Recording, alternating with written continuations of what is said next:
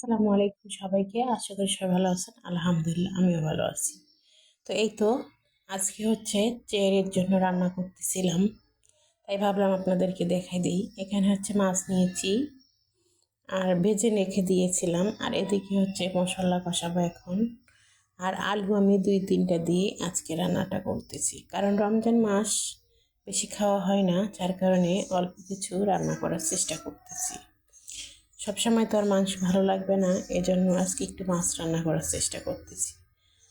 আর অল্প রান্না করলে দেখা যাবে যে 2 রাত্রে অবশ্যই শেষ হবে, আর যদি বেশি রান্না করি তাহলে অবশ্যই শেষ হতে একটু সময় লাগবে, বাসি হবে।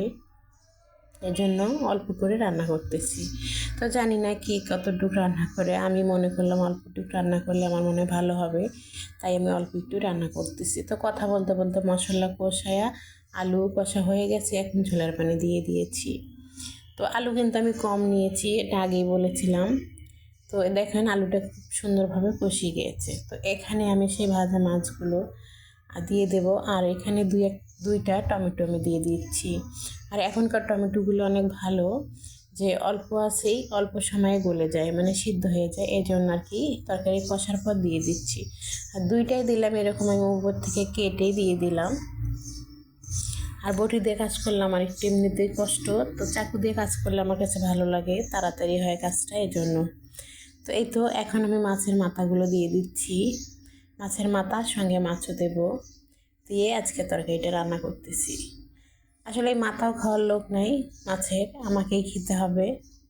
তো ভাবলাম ঠিক আছে, সমস্যা নাই, একটু কষ্ট হলো, করার কিছু নেই, রান্না যেহেতু করতেছি তো 2বারই খাবো। তো তারপরে তো এই তো বলক চলে আসছে খুব সুন্দর। এখন একটু ধনে জিরা গুঁড়া দিয়ে তরকারিটাকে আমি নামিয়ে রেখে দেব। এটা হচ্ছে ভোরের জন্য রান্না করা হলো। তো কার কাছে কেমন লাগছে আমার ভিডিওটা অবশ্যই কমেন্টে জানাতে ভুলবেন না। আর আমার প্রত্যেকটা ভিডিও যারা যারা দেখেন তাদেরকে অসংখ্য ধন্যবাদ। একটু পারলে ভিডিওগুলো শেয়ার করে দেবেন, বাকিরাও দেখলে ভালো লাগবে হয়তো। আর কার কাছে কেমন রমজান যাচ্ছে অবশ্যই কমেন্টে জানাতে ভুলবেন না। আল্লাহ হাফেজ সবাইকে।